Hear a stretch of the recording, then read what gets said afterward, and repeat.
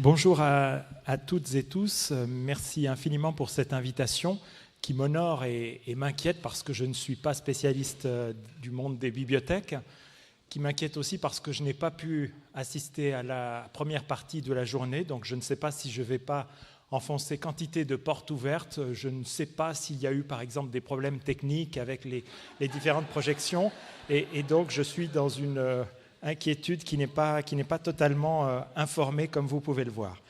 Je vais tenter de parler devant vous pendant les 3/4 d'heure qui vont suivre d'un certain nombre d'éléments. C'est un peu ambitieux, mais enfin il faut l'être. J'avais envie de partager avec vous des réflexions sur les rapports entre culture et société à travers les âges, évoquer peut-être un désarrimage entre culture et société à une certaine époque que je préciserai tout à l'heure, évoquer du fait de ce désarrimage d'une ambition de démocratisation de la culture qui a saisi les institutions politiques et culturelles, évoquer peut-être les remises en cause qu'a subi ce vaste mouvement de démocratisation de la culture, et puis enfin terminer par une expérience pratique, celle dont Madame Pitlou vous a dit un mot à l'instant, la marmite. Alors je vais commencer par évoquer les rapports entre culture et société en prenant quelques exemples tout à fait subjectifs, avec peut-être une évocation d'un premier moment dans l'art. Il est bien sûr anachronique de parler d'art s'agissant de Lascaux, mais nous sommes en 15 000 avant notre ère, et on a fourmillé d'hypothèses pour interroger les fonctions, comme diraient les sociologues, ou les enjeux de ces peintures pariétales. Pour un certain nombre d'analystes, dont on n'est pas sûr qu'ils aient raison, puisque rares sont les premiers hommes à pouvoir témoigner encore des motivations de leurs gestes, eh bien, pour certains, et c'est une théorie qui est à ma faveur, il s'agirait là d'une forme de magie sympathique.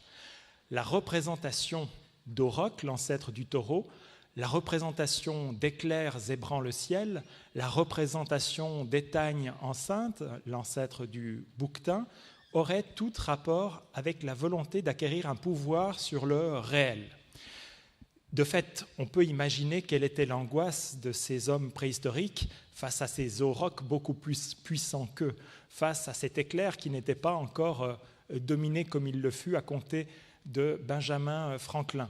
Et donc, on a à travers ces représentations-là, peut-être moins quelque chose qui aurait visé une ambition de divertissement ou une ambition esthétique. Preuve en est qu'un certain nombre de ces peintures étaient peintes à même d'autres peintures, peut-être qu'on cherchait en fait un pouvoir, une forme de magie sympathique. Et la domination que l'on espérait acquérir par l'art sur le réel devait permettre une chasse pleine de succès une fois hors de la grotte. En témoignent peut-être certaines traces d'épieux que l'on semble retrouver sur les flancs de l'auroch. Les bouquetins enceintes, les étagnes, étaient peut-être là pour assurer une reproduction du corps animal pour assurer la perpétuation de l'espèce humaine elle-même. Et c'est peut-être cette même théorie de la magie sympathique qui explique le rituel du serpent des Indiens Hopi, tel qu'interrogé par le grand anthropologue et historien d'art, spécialiste de la Renaissance, qu'est Aby Warburg. Il est allé en 1895-96, je crois, en Arizona. Il a interrogé les Hopis sur le fameux rituel du serpent. Et il a observé que ces Indiens allaient chasser le serpent, mais les traitaient formidablement bien, étaient très attentifs à ces serpents, les mettaient dans des huttes, attendaient qu'ils se calment, et puis le jour des rituels, les enduisaient d'huile et d'encens, et ensuite réalisaient ces fameuses danses avec un serpent dans la bouche. Et il s'est interrogé sur le sens de ces fameux rituels, de ces formes de chorégraphie, et il en a conclu, après la visite d'une hutte, qu'elles avaient sans doute rapport, là aussi, avec une représentation des éclairs qui zèbrent l'Empyrée. En l'occurrence, qui domine les éclairs, domine les pluies, qui domine les pluies, domine la perpétuation de la végétation, et qui domine cette perpétuation-là, assure celle de l'espèce humaine, là encore. Et donc ces serpents semblaient évoluer au sol un peu comme les éclairs serpentins dans la nue. Et donc la domination de l'un, par analogie, allait permettre peut-être la domination de l'autre.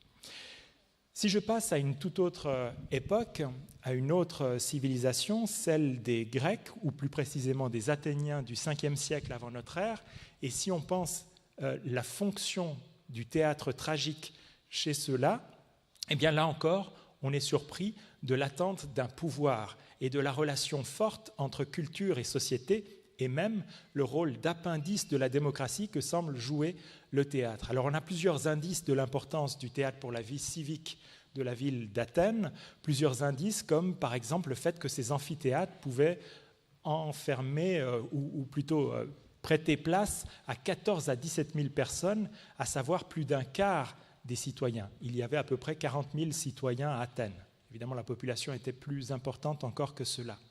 Signe encore que les personnages qui jouaient dans le chœur étaient libérés de toute charge militaire. Donc ça équivalait à une charge civique de la plus haute importance.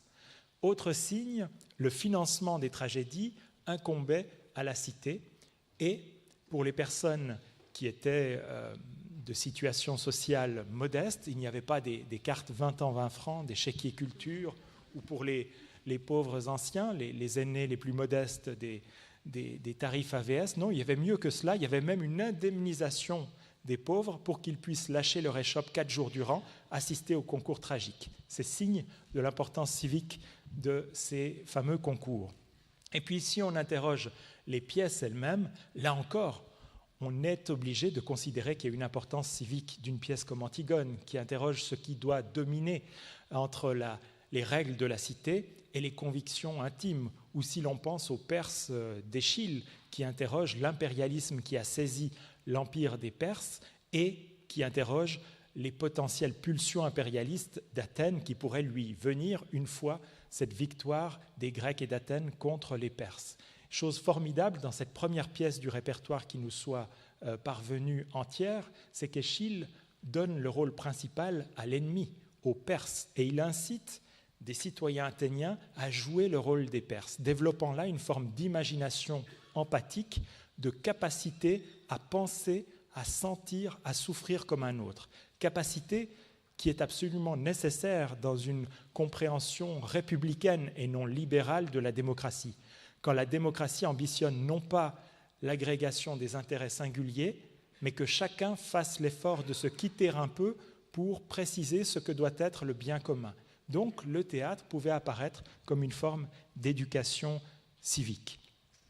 On peut évoquer le XIVe siècle et la peinture, celle d'Ambrogio Lorenzetti par exemple, l'allégorie du bon et du mauvais gouvernement.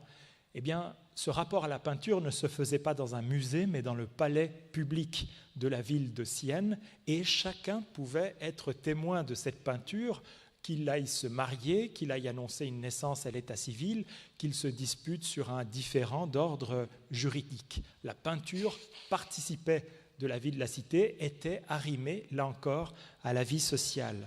Je passe un peu avec cette enluminure de Jean Fouquet, le martyr de Sainte-Apolline. On est au XVe siècle.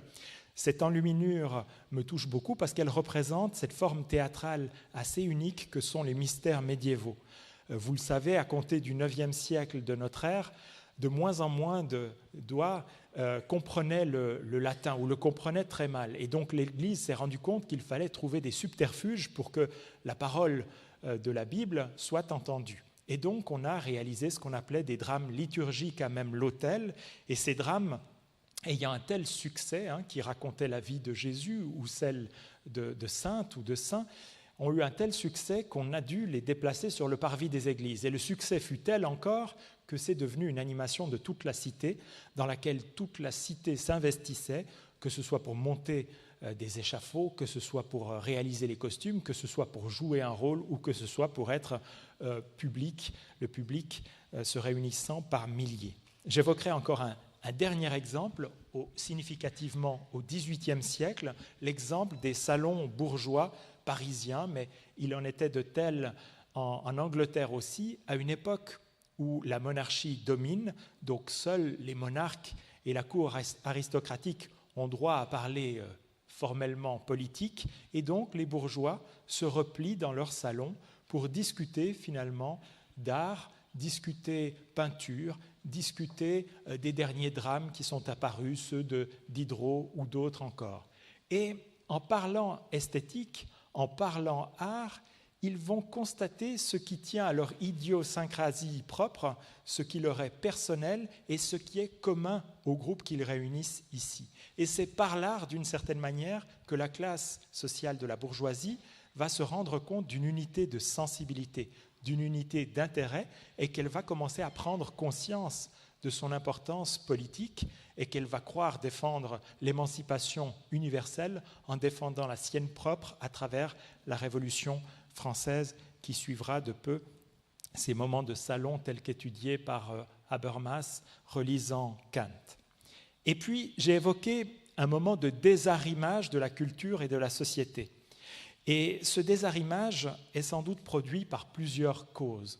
L'une des causes a été étudiée par le grand sociologue critique Pierre Bourdieu, et notamment s'agissant du champ de la littérature, dans les règles de l'art, il observe combien l'art a eu l'ambition d'être autonome.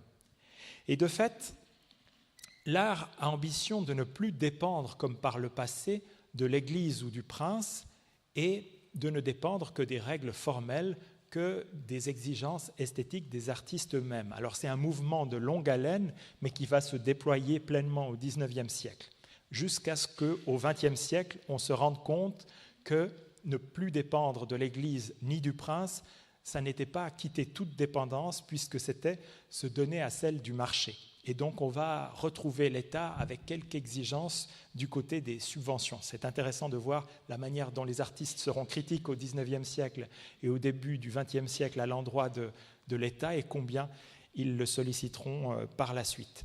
Mais il y a aussi une formidable évolution de ce qu'on peut appeler le modèle esthétique ou le paradigme esthétique, à peu près dans ces mêmes années-là.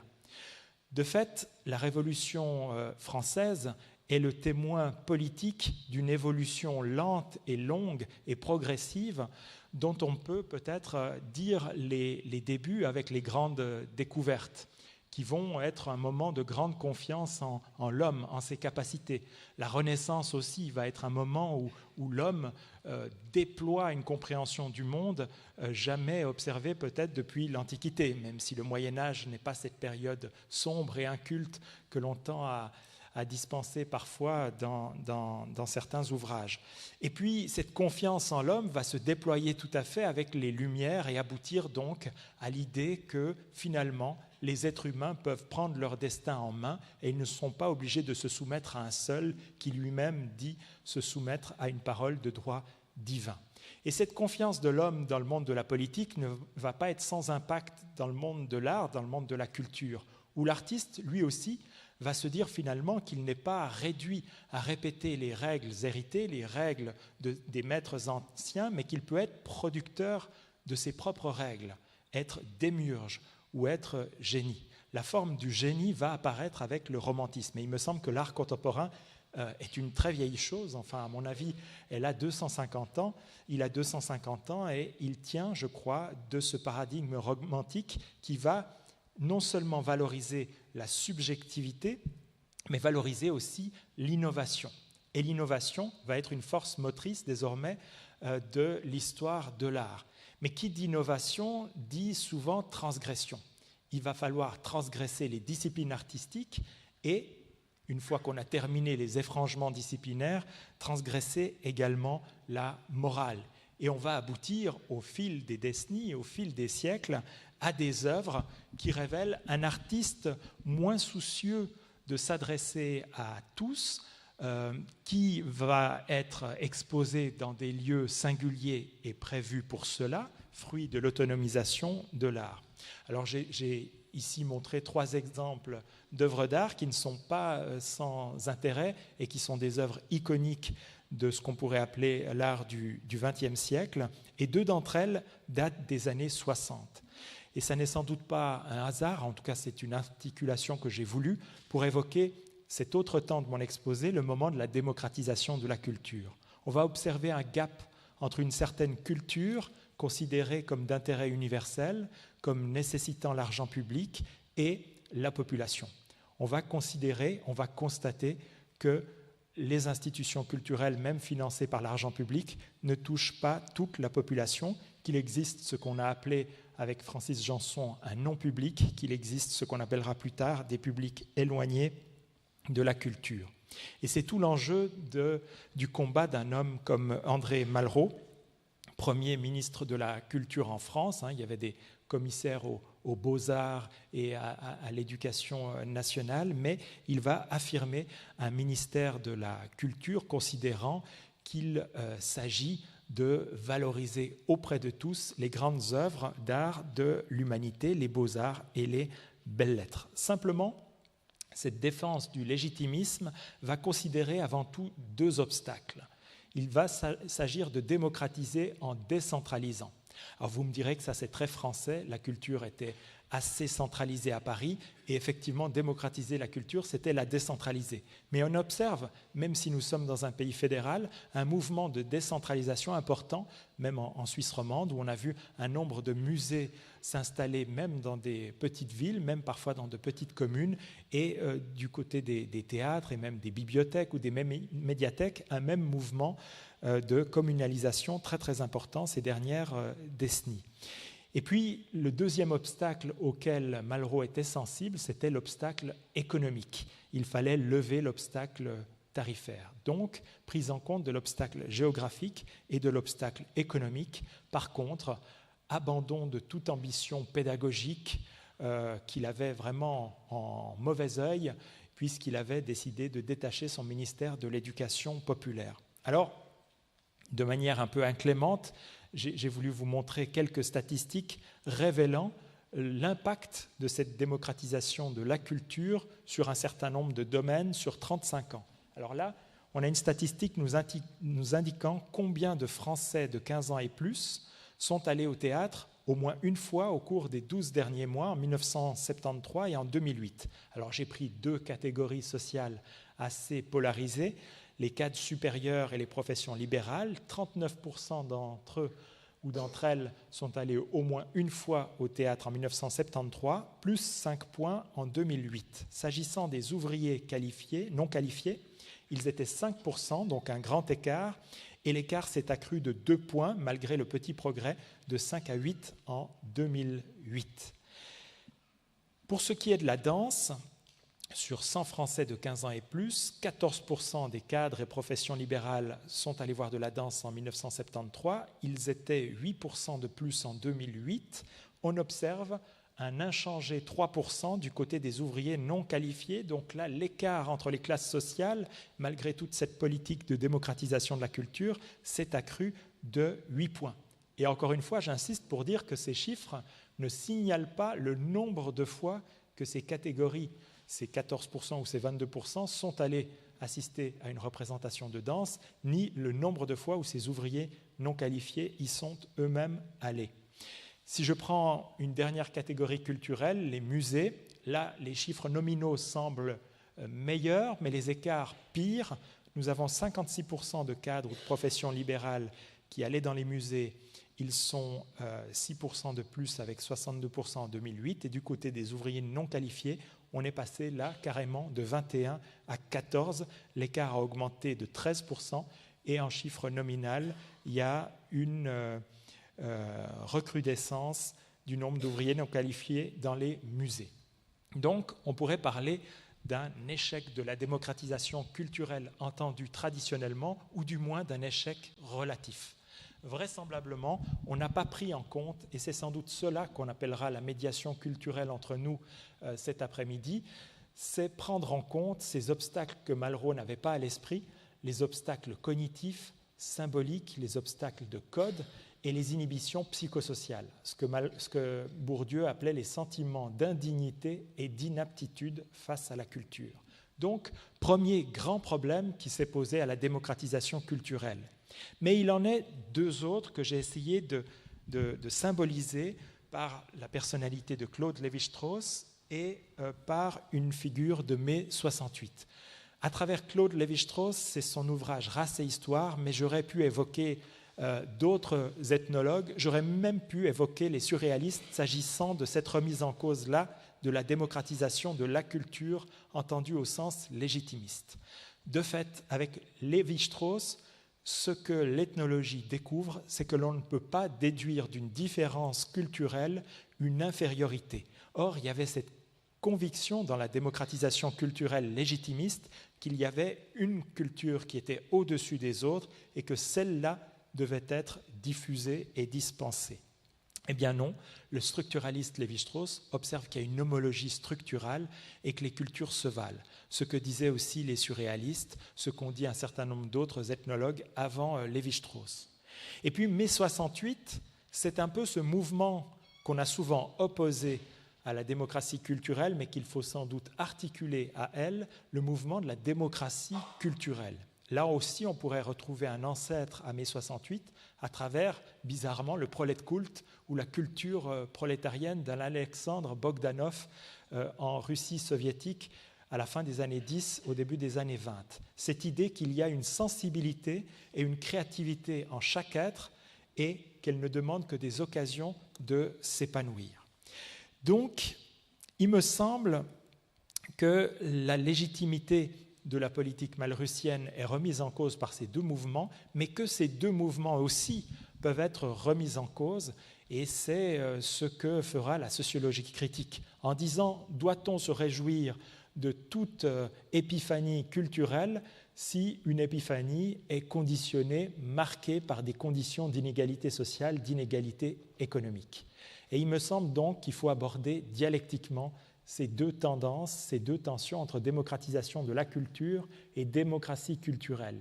Et il me semble que c'est ce à quoi nous invite un grand poète martiniquais qui a sa vie durant combattu la colonisation française, mais avec les armes de la philosophie du même pays, de la philosophie des Lumières. Je veux citer Aimé Césaire qui disait ceci: « Il est deux manières de se perdre, par ségrégation murée dans le particulier ou par dilution dans l'universel. » Ségrégation murée dans le particulier, ce sera sans doute ne valoriser que la démocratie culturelle. Chacun reste parqué dans sa culture et les vaches seront bien gardées.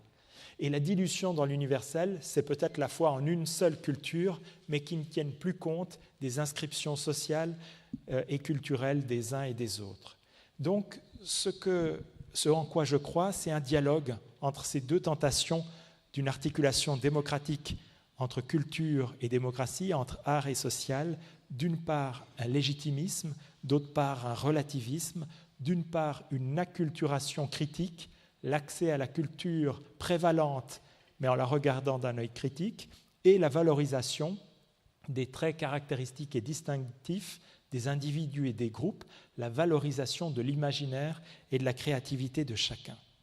Je fais une analogie un peu osée, mais qui me semble autorisée malgré tout, que je m'autorise du moins, avec une phrase de Rimbaud qui est pour moi une ligne de poétique générale. Rimbaud aurait dit, c'est Isabelle Rimbaud, sa sœur, qui nous le dit en 1914 dans Rimbaud mystique, aurait dit ceci quand sa mère lui a demandé « Mais qu'est-ce que tu as voulu dire avec ta saison en enfer ?» Et il répond ceci « J'ai voulu dire ce que cela dit littéralement et dans tous les sens. » Et il me semble que nous devons interroger la culture littéralement et dans tous les sens. Et c'est peut-être ce à quoi nous invite aussi un autre personnage, Paul Ricoeur, qui disait ceci: il est deux manières de comprendre le verbe comprendre lui-même. D'une part, en disant c'est la recherche d'un sens, et le sens se renvoie à un ensemble référentiel, et ce sont les experts, les sachants, les bibliothécaires qui sont peut-être détenteurs de ce sens, mais les significations, elles sont propres à chacun, elles sont propres à chaque groupe social, elles sont l'objet d'une appropriation, d'une subjectivation. Alors c'est un peu ce que mon titre cherchait à dire. Le pli, c'est la métaphore du livre chez Mallarmé, c'est ce qui unit et ce qui désunit, c'est la discontinuité dans la continuité, la continuité dans la discontinuité, c'est l'inscription du social dans l'individuel, l'inscription du subjectif dans l'universel et dans l'objectif. D'où mon appel à penser les bibliothèques comme de véritables agoras culturelles.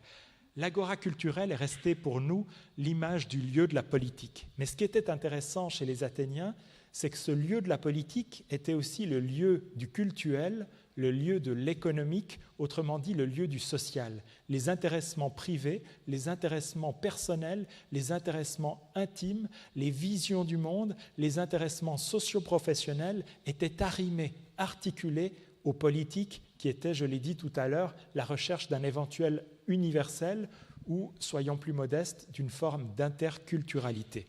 Alors c'est ce lien, c'est cette ambition que nous tentons à la Marmite qui, je passe rapidement, a été la reprise d'un nom, le nom d'un restaurant mutualiste créé en 1868 par deux ouvriers relieurs, une ouvrière relieuse, Nathalie Lemel et Eugène Varlin, tous deux artisans de la Commune de Paris, qui ont fait de ce lieu un lieu où on partageait le repas, où on pensait la transformation sociale sans être exclusif, n'étant que d'une doctrine philosophique ou politique, et dans lequel intervenaient des gens de culture qui, une fois leur tournée à l'opéra réalisée, venaient chanter gratuitement à l'œil auprès d'artisans, d'employés et d'ouvriers parisiens qui cherchaient à sortir de l'Empire et à penser un monde meilleur. Alors on a témoignage que les premières marmites avaient été créées à la rue Mazarine numéro 34, à la rue Larrey, et puis il y en a eu une troisième, une quatrième, une dixième, et elles ont été toutes abolies à la suite de l'expérience de la Commune de Paris. Alors notre marmite n'est pas un restaurant mutualiste, c'est une forme de volonté de mettre en réseau structurellement et dans toute la Suisse occidentale le monde culturel, le monde social, le monde académique. Comme vous l'a dit Anne Pitlou, c'est une forme d'université populaire nomade de la culture, mais on pourrait la présenter aussi bien comme un mouvement culturel, artistique et citoyen. Mouvement culturel, parce qu'elle propose à des groupes sociaux issus d'associations à but social, socioculturel ou à des services publics. En général, on vise des personnes qui sont très peu représentées dans les institutions culturelles et dans les institutions formelles de la démocratie.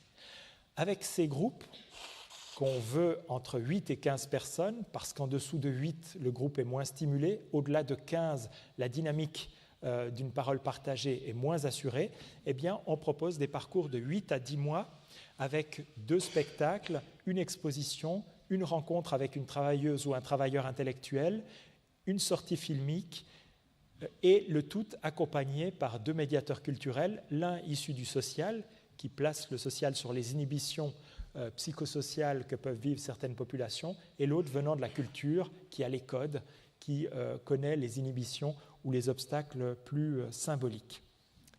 Mouvement artistique parce qu'il y a un artiste professionnel de disciplines artistiques différentes dans chacun des groupes, et cet artiste est d'abord témoin de tout le parcours, et vers la fin, avec le groupe, il va aller vers la constitution d'une forme collaborative qui va être le témoignage, la cristallisation de l'évolution des sentiments et des représentations de ce groupe sur une thématique qui fait le lien entre toutes les sorties. Et précisément parce que cette thématique est d'intérêt existentiel et citoyen, mouvement citoyen que la marmite, parce qu'elle va chercher à déplacer cette parole, à faire entendre la voix de ces participantes et participants de la marmite dans l'espace public en vernissant leurs œuvres. Alors je peux vous donner un exemple. Dans le canton de Neuchâtel, le groupe Talamadani, du nom d'une artiste iranienne qui a beaucoup travaillé sur la bestialité, le nom du groupe tient précisément à cette spécialité puisque le thème du parcours était la sauvagerie. L'artiste du groupe était un peintre neuchâtelois, Léopold Rabu, et le groupe était constitué de jeunes en difficulté d'insertion professionnelle et sociale qui sont allés voir Santé, Je suis la bête, une adaptation théâtrale de L'Enfant sauvage de Truffaut, qui sont allés au musée d'ethnographie s'interroger sur ces civilisations qu'on sentait tellement différentes de la nôtre qu'on les trouvait inférieures ou sauvages, qui sont allés voir l'adaptation filmique de Sa Majesté des Mouches par Peter Brook au cinéma, et qui ont rencontré Wajdi Mouawad, auteur d'Anima, un livre qui interroge la bestialité qui peut se saisir de l'être humain. Dans chacun de nos groupes, il y a des suggestions bibliographiques réalisées par des bibliothécaires sur chacun des thèmes, ouvrant la possibilité d'aller plus loin que ces seules sorties. Et puis donc, s'est posé la question de l'œuvre. Et ces jeunes, s'interrogeant sur la sauvagerie, distincte de l'humanité, ou participant à toute humanité, se sont dit qu'ils allaient chercher à comprendre d'où est partie l'origine de l'hominisation de l'être humain. Et avec le peintre, ils ont été interrogatifs de ce qu'il en avait été dans la peinture. Et là, on va faire écho au début de mon intervention. Ils se sont rendus compte que c'était peut-être dans les grottes que l'homme avait témoigné pour la première fois de cette hominisation en cours. Et donc, ils ont décidé d'aller dans une grotte du Locle et de reproduire le geste des premiers hommes. Pour ces jeunes qui n'avaient aucune conscience mémorielle, qui étaient très peu raccordés à l'histoire, c'était être raccordés à une histoire multimillénaire que la marmite leur proposait finalement sur la base de leur propre initiative. Donc on a fait un feu, il faisait froid, le peintre les a munis de lampes torches, et puis ils ont réalisé de la peinture un peu à la mode des premiers hommes, avec des végétaux et des œufs, et ils se sont mis à peindre leurs angoisses, la bestialité d'après eux, à même les parois de cette grotte locloise. Et chose qui nous a beaucoup touchés, j'ai parlé de cette difficulté à basculer dans la mémoire, dans l'héritage culturel. Il y avait une même difficulté à se projeter. Ils étaient dans un présentisme un peu angoissant. Et avec le peintre, ils ont eu l'idée d'enterrer au fin fond de la bouteille, au fin fond de la grotte, une bouteille de gnôle et de se donner rendez-vous 10 ans plus tard, ce sera le 8 mars 2029, pour se retrouver et faire un état des lieux des artistes qu'ils sont devenus, ou des citoyens, ou des hommes et des femmes qu'ils sont devenus. Deuxième exemple, peut-être, je crois que je ne suis pas tout à fait au bout de mon temps. Deuxième exemple, le groupe René Char qui travaillait sur le thème de l'humanité de l'être humain, qui réunissait des femmes victimes de violences domestiques avec le cinéaste Fabrice Aragno qui réalise les images de Jean-Luc Godard. Donc ce groupe a rencontré sur son thème le poète Jean-Pierre Siméon, est allé à la collection de l'art brut, s'interroger sur y a-t-il des gens qui ne ressortissent pas de la même humanité que nous, qui sont tellement différents. Est-ce que c'est le cas notamment de cette femme qui est à l'origine du spectacle de Pierre Meunier, Forbidden Dispoger, une poétesse autodidacte autiste, et qui se sont interrogés aussi sur la différence culturelle à travers ce film iranien rendant compte de l'histoire vraie. C'est un documentaire de Sonita, une jeune femme afghane à qui ses parents veulent imposer un mariage avec un homme qu'elle ne connaît pas, beaucoup plus âgé qu'elle, alors qu'elle rêve de faire du hip-hop dans une école états-unienne. Alors s'est posé là aussi la question, après des découpages de photos dans des magazines sur les émotions qui seraient le propre de l'homme, après une interrogation sur ce qui les caractérisait, elles, comme femmes, donc elles ont réuni des objets, des pensées, des textes. Elles se sont dit comment faire lien entre tout ça. Le cinéaste a dit je pourrais bien faire un court-métrage sur l'impression que m'ont donné ces femmes, mais ce ne serait pas une œuvre réellement collaborative, interrogeant cette dimension-là que l'on retrouve souvent dans les développements de l'art contemporain. Et le groupe s'est mis d'accord pour imaginer une installation son et visuelle, une installation qui allait faire le lien entre tout cela, mais un peu à la mode d'un cadavre exquis, en faisant un lien aléatoire avec un logiciel que le groupe s'est acheté avec le budget production de cette création.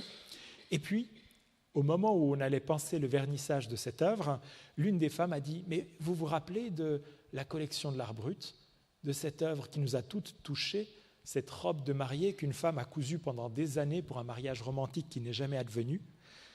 Est-ce que vous vous rappelez qu'il y a un moment dans Sonita, le film iranien, où Sonita, pour dénoncer le mariage imposé, se met elle-même dans son clip en robe de mariée? Les copines, est-ce que vous seriez d'accord de sortir vos robes de mariée pour l'occasion et qu'on en fasse l'écran de notre projection? Et donc ces femmes qui au début ne voulaient même pas que leur prénom figure sur le site de la marmite, qui ne voulaient en tout cas pas apparaître, ont voulu absolument que leur robe soit de la partie et qu'elle soit même là pour le discours du vernissage, à visage découvert, affirmer leur fierté de ce parcours, elles qui n'osaient plus sortir parce qu'elles avaient l'impression que les humiliations subies se voyaient comme le nez au milieu de la figure. Je propose là aussi de vous montrer quelques extraits de cette création du groupe Char. À mon tour de créer le désir et de le décevoir.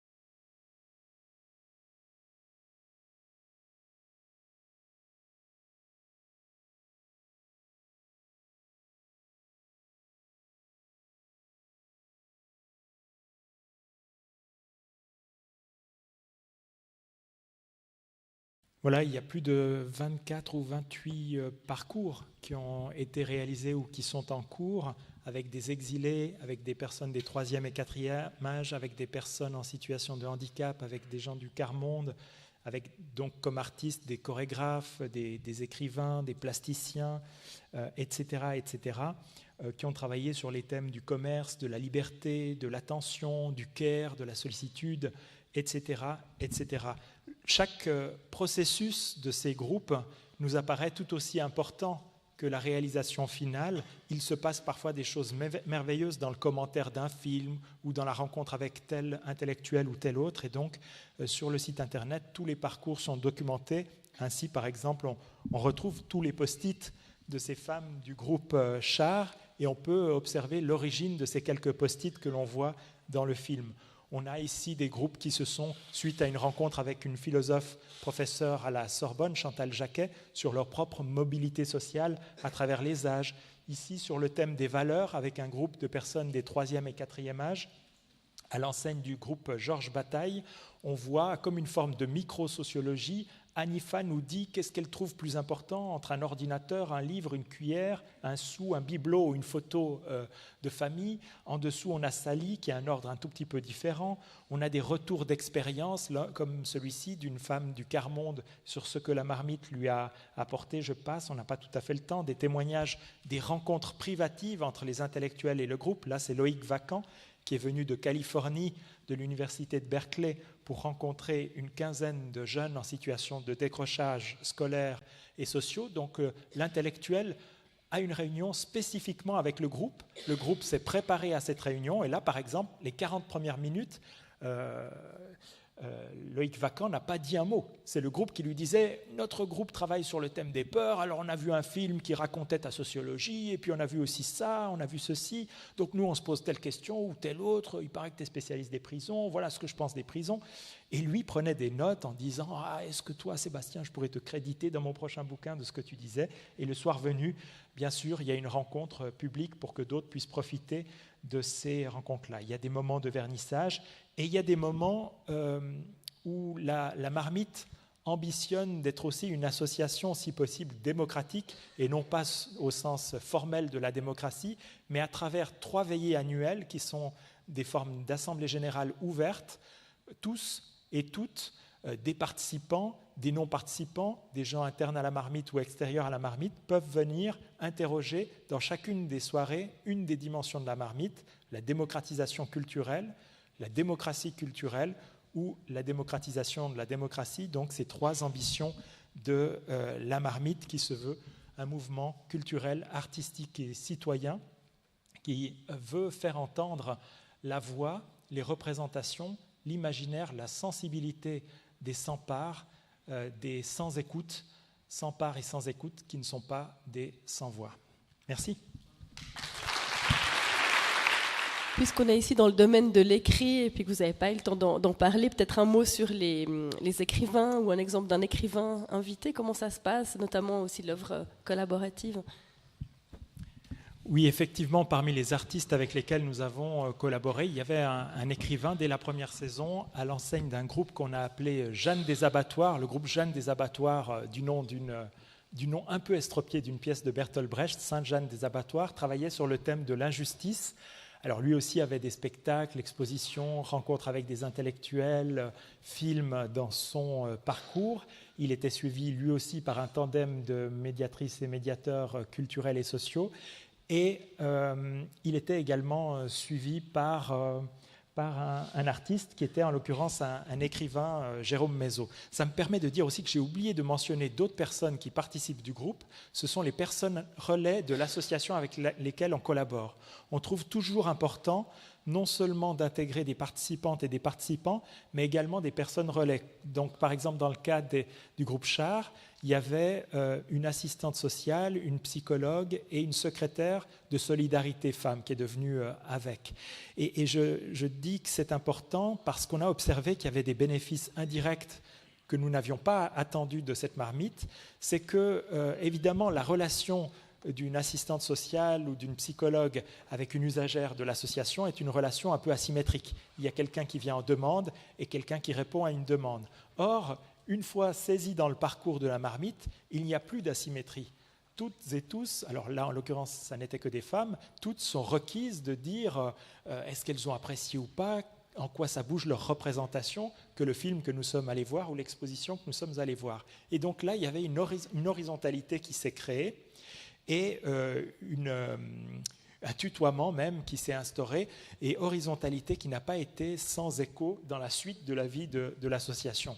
De même, dans un groupe, le groupe Fernand Pelloutier, qui travaillait avec le photographe Steve Juncker, et sur la thématique de la citoyenneté sociale, là, les deux travailleurs sociaux nous ont fait des témoignages très émouvants à l'occasion du vernissage, et face aux toxicomanes en présence, l'un des travailleurs sociaux a dit, avec beaucoup d'émotion dans la voix, je suis désolé d'avouer que jusqu'à présent, pour moi, vous n'étiez toujours, c'est toujours sous l'angle du stigmate de la toxicomanie que je vous voyais, je vous ai toujours vu comme des toxicos, et là, vous avoir entendu réagir à tel film expressionniste allemand, vous avoir entendu dialoguer avec Alain Badiou d'égal à égal, j'ai découvert en vous des hommes et des femmes avec une sensibilité, avec un imaginaire, avec une intelligence.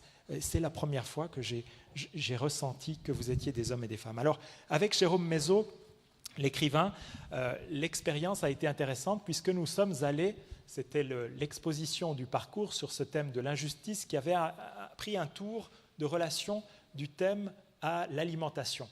De fait, le spectacle que nous avions vu à la Comédie de Genève, c'était La boucherie de Job, une adaptation très libre du livre de Job, mais qui situait le travail de Job dans la boucherie. Et donc, nous avions trouvé fin d'aller à l'alimentarium de Vevey pour... pardon, ce n'est pas du tout la slide que je voulais vous montrer, même si elle n'est pas sans intérêt.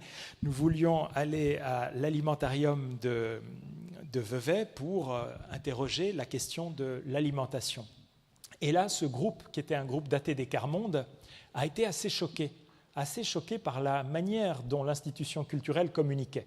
Au fronton du musée était écrit la chose suivante, « Manger vice ou vertu ».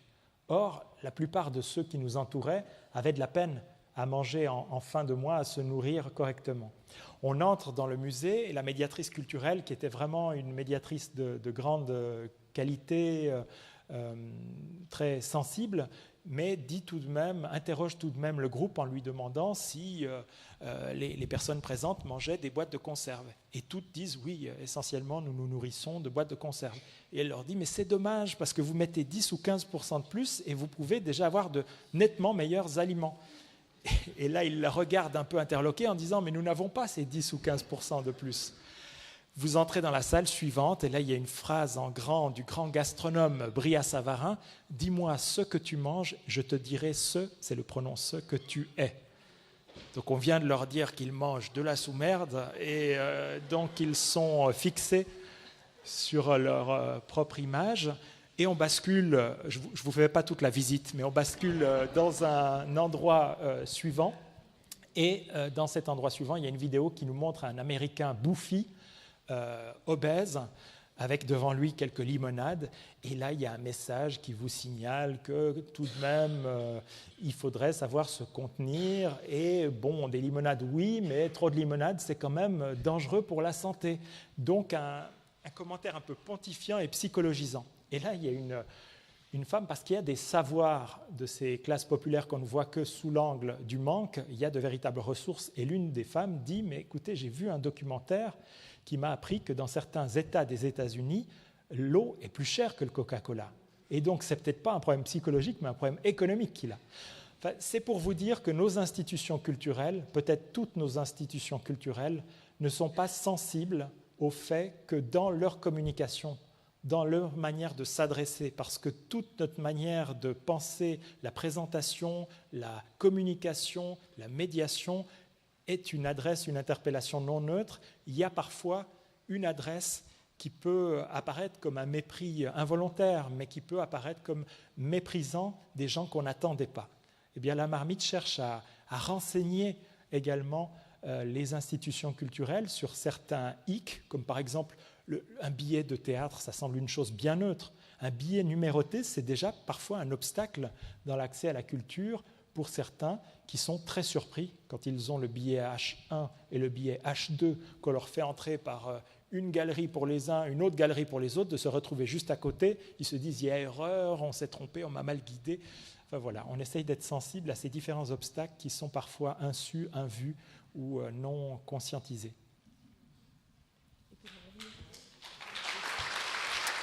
Ah. Peut-être juste dire qu'en l'occurrence, parce que la volonté, ça n'est pas de faire une opération de médiation culturelle qui satisfasse par un épanouissement modeste les seuls participants. L'idée, c'est vraiment d'une inscription dans l'espace public de nos actions. Alors en l'occurrence, Jérôme Mézot a été interpellé par le groupe qui lui a dit « mais toi, tu es un écrivain, tu dois nous aider, on doit écrire une lettre à la direction de l'alimentarium, on ne peut pas en rester là, il faut qu'on leur dise ce qu'on pense ». Et donc, Jérôme a trouvé que c'était vraiment la situation juste de l'artiste qu'il était que d'être en appui, en ressources pour le groupe. Et il a collecté la parole de tous et il a joué un peu le rôle de l'écrivain public en soutien d'une action citoyenne, celle d'une lettre à la direction de l'alimentarium de plusieurs pages, avec un certain nombre de commentaires très précis qui reprenaient ce que chacun avait pensé. Ce que Jean-Marie avait pensé, ce que Chantal, pièce et salle après salle. Donc une lettre très circonstanciée, très alimentée. Cathy, par exemple, c'est drôle, mais il ne parle jamais de la nécessité de manger. Il parle de l'alimentation sous l'angle culturel et social, mais pas comme un besoin primaire. C'est aussi un manque de dignité lorsqu'on voit des extraits de films avec des personnes énormes, et tout ça sans leur donner la parole. C'est utiliser les gens. Le musée montre seulement des obèses et fait comme si c'était de leur faute.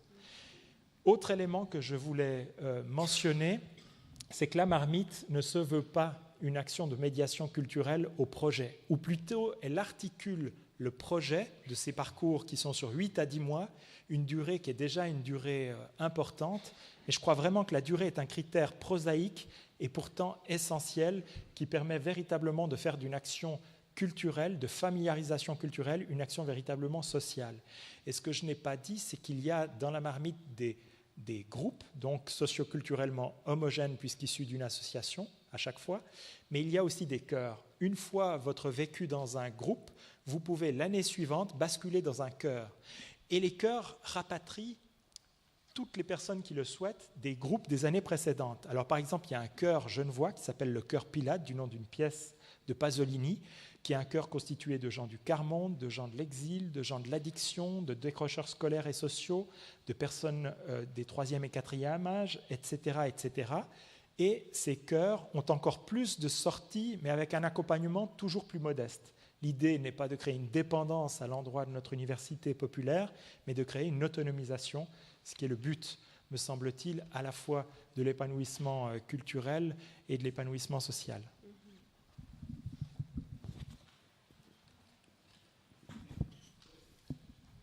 Oui, au fond.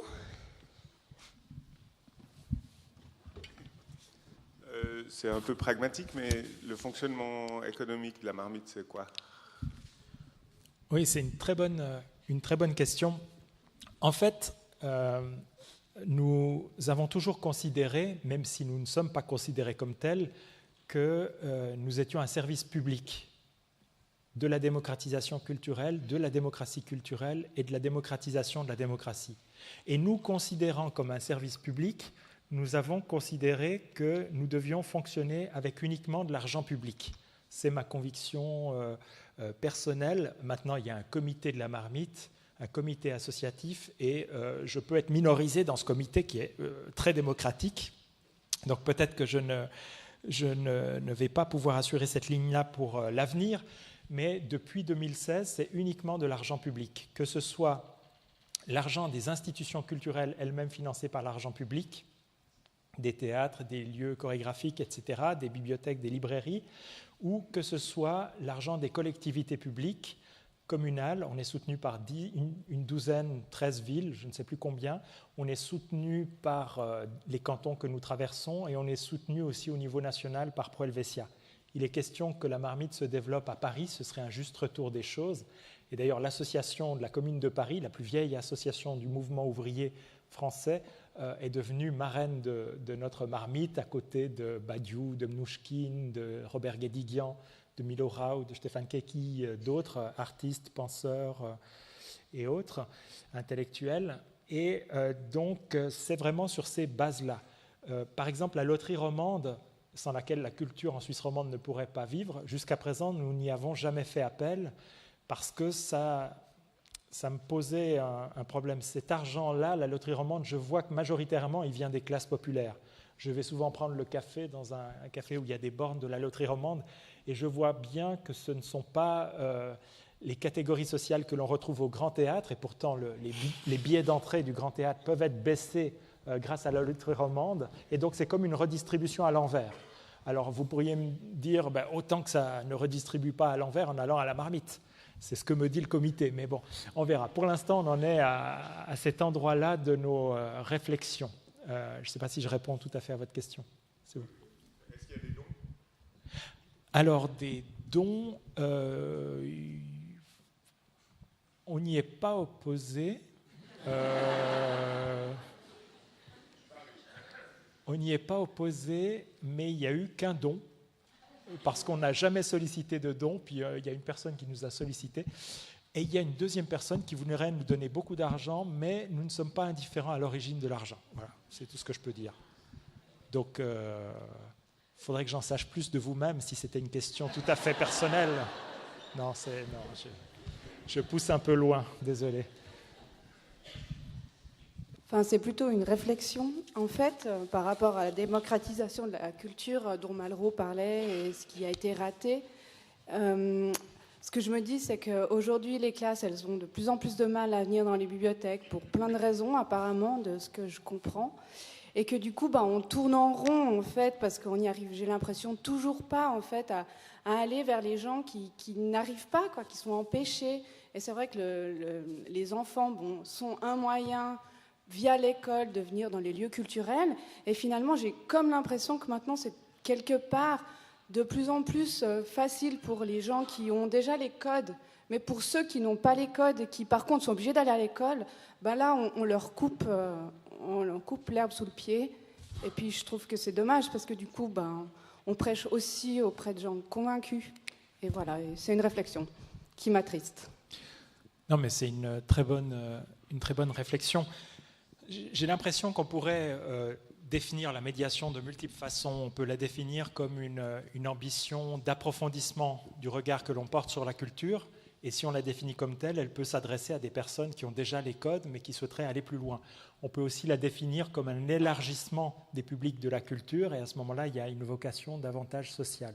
On pourrait définir la médiation culturelle comme étant la recherche d'un point d'intersection entre les urgences dont les œuvres sont porteuses et les urgences dont les publics, dont les populations sont porteuses. Dans les suites de la démocratisation culturelle malrussienne, dont je dis qu'elle est un échec relatif et pas un échec absolu, parce qu'il faudrait savoir ce qu'auraient été les statistiques s'il n'y avait eu aucun effort. Je pense qu'elle serait accablante. Donc on peut parler non pas d'un échec dans l'absolu, mais d'un échec relatif. Mais on a pensé en France, par exemple, qu'auprès de cités HLM, il s'agissait de bâtir des lieux d'art contemporain, de penser les horaires en fonction des classes populaires, des travailleuses, des travailleurs, donc les ouvrir au soir, les ouvrir le dimanche, de penser la levée des obstacles économiques, de prévoir plusieurs périodes de gratuité pleine et entière. Et on a observé que ce n'est pas parce que c'est gratuit et juste à côté de chez soi que si un monochrome bleu d'Yves Klein ne fait pas sens pour vous, c'est parce que c'est gratuit et juste à côté de chez vous que vous allez vouloir vous y rendre. Donc, il faut que l'urgence artistique retrouve l'urgence existentielle. Et dans l'ambition, en tout cas, que je défends, ce n'est pas à l'artiste d'en rabattre de ses exigences pour se rapprocher de la population. Non. Nous, médiatrices et médiateurs, devons être cette courroie qui permet à l'artiste de garder toute exigence. Alors, comment faire, par exemple, avec un monochrome bleu d'Yves Klein ? Je vous dis un peu la manière dont je m'y prendrais si je devais aller travailler une médiation avec des ouvrières et des ouvriers. On pourrait se dire que, parce que la remarque qu'on s'attend à entendre, c'est « mais même mon enfant peut le faire ». Je ne vois pas quel art il y a à cela. Bourdieu nous dit des choses très intéressantes. Chez les gens de nécessité, chez les gens chez lesquels le travail est un savoir-faire, une technique, souvent, pour admirer l'art, il faut percevoir une technique. Or, ça peut sembler décevoir celui qui attend de la technique que ce monochrome bleu, même s'il y a une réflexion formelle importante, que ce n'est pas n'importe quel bleu en l'occurrence. Mais on peut dire que l'art n'est peut-être pas que la recherche du beau, l'art n'est peut-être pas que l'exacerbation d'une technique, que l'art peut avoir d'autres fonctions, qu'il peut aussi être une pragmatique, qu'il peut avoir un effet, que peut-être que l'ambition de ce bleu, c'est aussi de nous retourner le regard, d'avoir une action comme auto-hypnotique. Et puis on pourrait aussi dire que le bleu, à travers l'histoire de l'art, a servi à peindre des ciels, à peindre des mers, à peindre des bouts d'habits, qu'il a été toujours un moyen, et qu'un jour un peintre se dit qu'il doit être, lui aussi, élevé à la dignité d'être une finalité. Et si le bleu est sa propre finalité, qu'est-ce qu'il a à nous dire? Interrogeons cela. Eh bien, avec des ouvrières, des ouvriers, on pourrait les interroger sur leur situation sociale. Est-ce que vous avez l'impression d'être votre propre finalité ou l'instrument d'autrui, le moyen d'un autre, le moyen de votre employeur, de votre patron, le moyen de votre représentant politique? Et si vous étiez votre propre finalité, à quoi ressemblerait votre vie? À quoi ressemblerait le monde? Et peut-être que là, les urgences de l'art et celles existentielles ou citoyennes des classes populaires peuvent se conjoindre. Donc c'est cet immense effort qui est à chaque fois à renouveler, et donc il n'y a pas des canevas miraculeux, des méthodologies implacables, mais à chaque fois cet effort social, culturel, sensible, intellectuel, pour essayer de penser les urgences des personnes et les urgences de l'art. Donc s'intéresser puissamment à l'art, s'intéresser puissamment aux personnes me semble la seule réponse, bien que vague, valable. Je suis désolée, ce n'est pas une question ou remarque profonde, mais juste vous dire merci en fait. C'est assez incroyable ce que vous faites. Et je ne savais même pas qu'il y avait des associations comme ça qui existaient, et c'est génial. Donc merci beaucoup.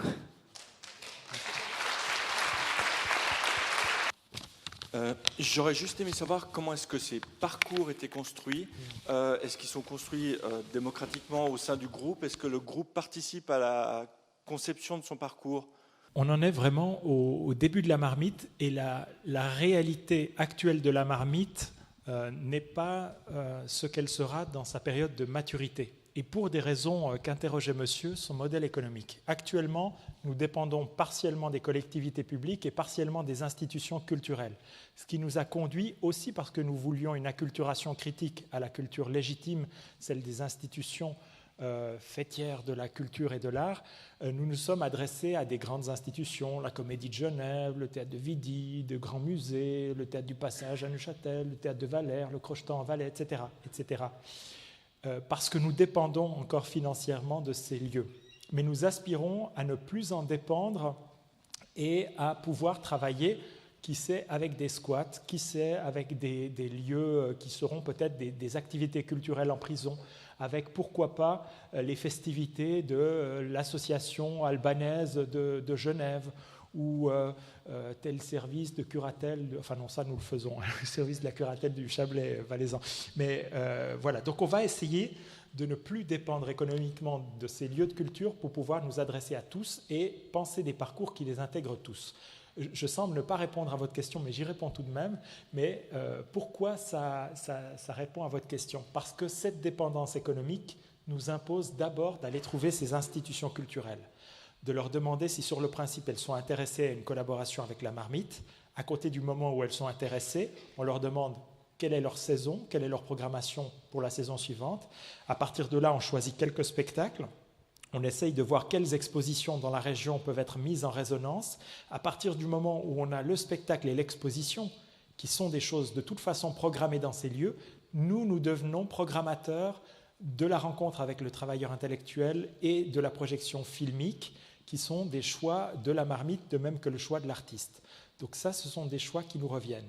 Ça répond à ce fait que les parcours ne sont pas pensés avec les groupes. Par contre, chaque parcours peut s'alimenter de propositions de sortie qui émanent du groupe lui-même. Ainsi, nous avons un groupe cette année, le groupe Mahabharata, qui travaille sur la notion de récit, qui, alors qu'il en est au premier tiers de son parcours, a déjà rajouté 2 sorties qui n'étaient pas prévues par la marmite, signe de son autonomisation très précoce.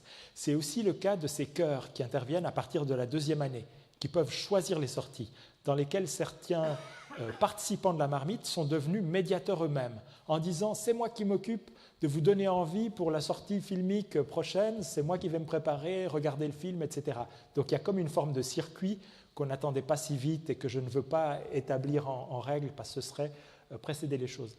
Mais néanmoins, je défends cette idée du déplacement vers une culture un peu différente de celle dont les groupes sont porteurs. Ça, c'est la partie démocratisation de la culture.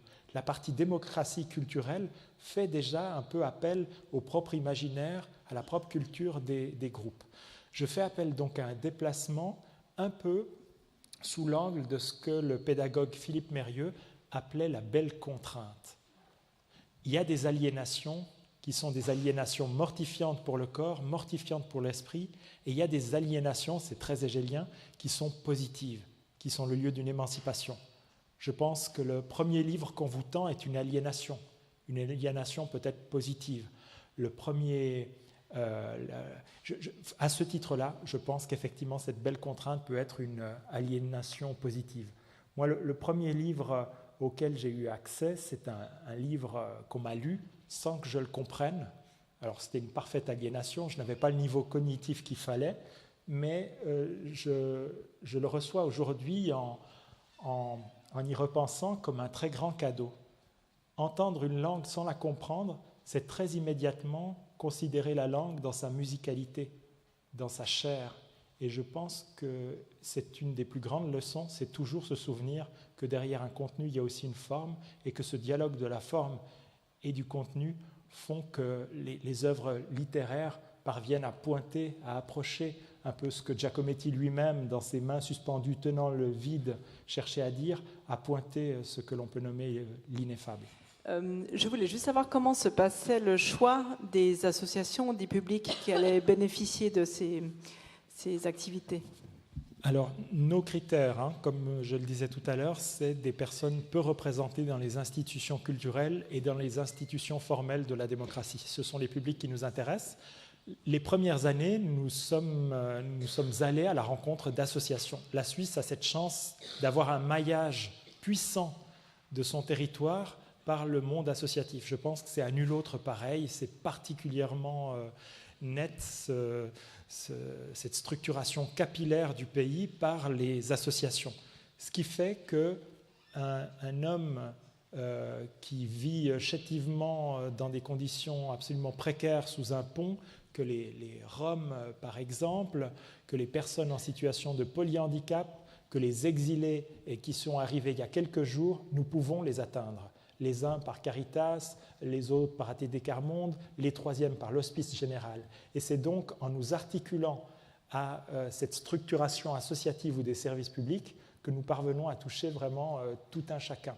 Alors après, j'aurais pu m'étendre sur les détails. Il faut penser les parcours en fonction des possibilités, des capacités de chacun. Les Roms, par exemple, retournent dans leur pays à certains moments bien précis de l'année.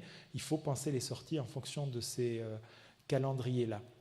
Mais donc, les premières années, c'est animé uniquement par ces 2 critères que nous sommes allés trouver les associations. Et maintenant, c'est elles qui viennent nous trouver. Donc, on a de la chance d'avoir un nombre d'associations sans difficulté plus important que ceux que nous pouvons honorer,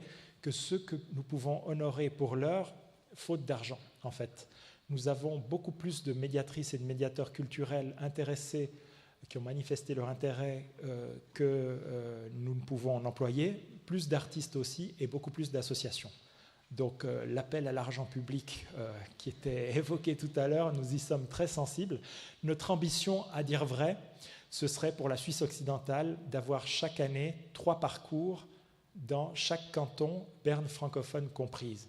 Et donc ça voudrait dire 21 parcours chaque année avec 21 associations, 21 artistes, 42 médiateurs de groupe, 42 médiateurs de chœur chaque année.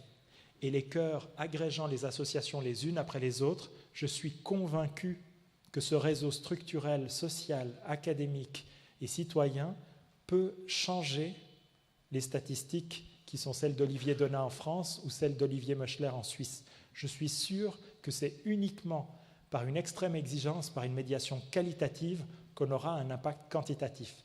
Mais pour ce faire, il faut vraiment que les collectivités publiques embrayent ce pas-là, comme elles ont pu le faire au moment des universités populaires, au moment de l'affaire Dreyfus, quand on a considéré qu'effectivement, l'esprit critique n'était pas une chose innée et qu'on pouvait se faire manipuler par l'antisémitisme, manipuler par l'anti-islamisme, manipuler quand on manquait d'esprit critique. Et qu'il importait, comme aussi chez les Grecs, de nourrir l'intelligence, nourrir la sensibilité par du culturel, et que c'était une condition de la démocratie et non pas une cerise sur le gâteau, un petit appendice que l'on peut se permettre quand les finances sont suffisamment saines. C'est le levain de ce gâteau bien plus tôt. Merci infiniment, Mathieu Menghini, c'est passionnant.